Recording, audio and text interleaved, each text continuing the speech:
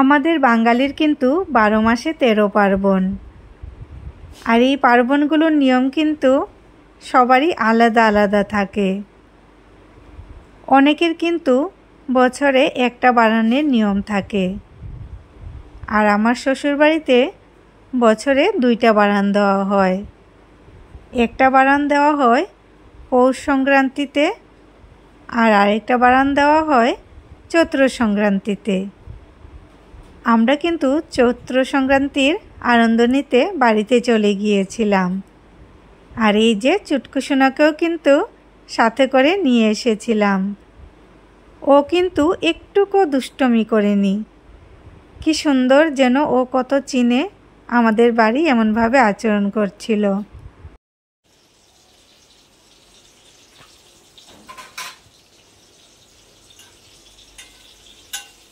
আমরা কিন্তু মিলেমিশেই সবসময় সব অনুষ্ঠানে রান্নাবান্না করি।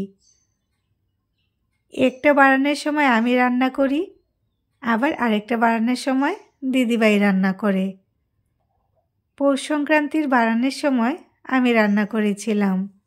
এইবার চৈত্র সংক্রান্তির সময় দিদিভাই রান্না করলো। আমাদের কিন্তু রান্নাবান্না মোটামুটি কমপ্লিট হয়ে গিয়েছিল তাড়াতাড়ি। এই যে এদিকে মা কিন্তু বারানের সব কিছু রেডি করে নিচ্ছিল। নতুন জায়গাতে গো কি সমস্যা, বেচারি টয়লেট ঠিক করতে।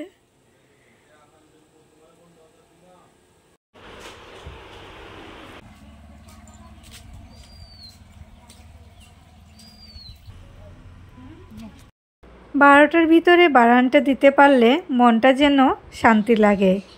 তাই আমরা সবসময় চেষ্টা করি যেন তাড়াতাড়ি দিয়ে দিতে পারি বারানটা।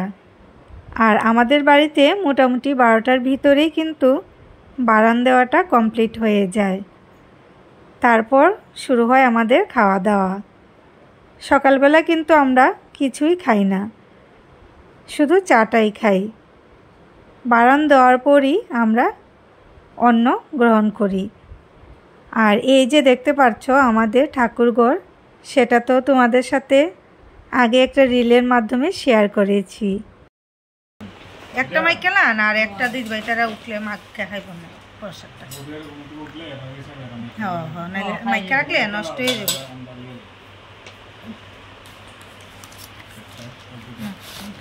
এই প্রসাদ এত টেস্টি লাগে। দিল আমাদের মোহনপুরের বাজারে কীর্তনের উৎসবের প্রসাদ ভোগ। মোটামুটি প্রত্যেক বছরই খাওয়া হয়। নাও সবার জন্য ভোগের প্রসাদ। আমার শাশুড়ি বেড়ে নিচ্ছে, তাড়াতাড়ি চলে আসো প্রসাদ নেওয়ার জন্য।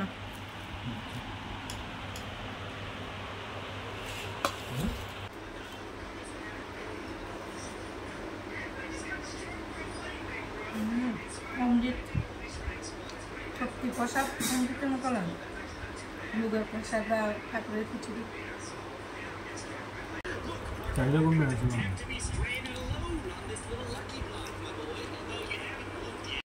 কোয়ার্টারে চলে যাব আমরা, কালকে ছেলের মাস্টার আছে, আবার আসবো কালকে। তাই দেখো শাশুড়ি সব কিছু বেড়ে বেড়ে দিয়ে দিচ্ছে গিয়ে খাওয়ার জন্য রাতের বেলা। চৈত্র সংক্রান্তির আমার ভিডিওটা কেমন লাগলো জানাতে কিন্তু ভুলবে না তোমরা। টাটা।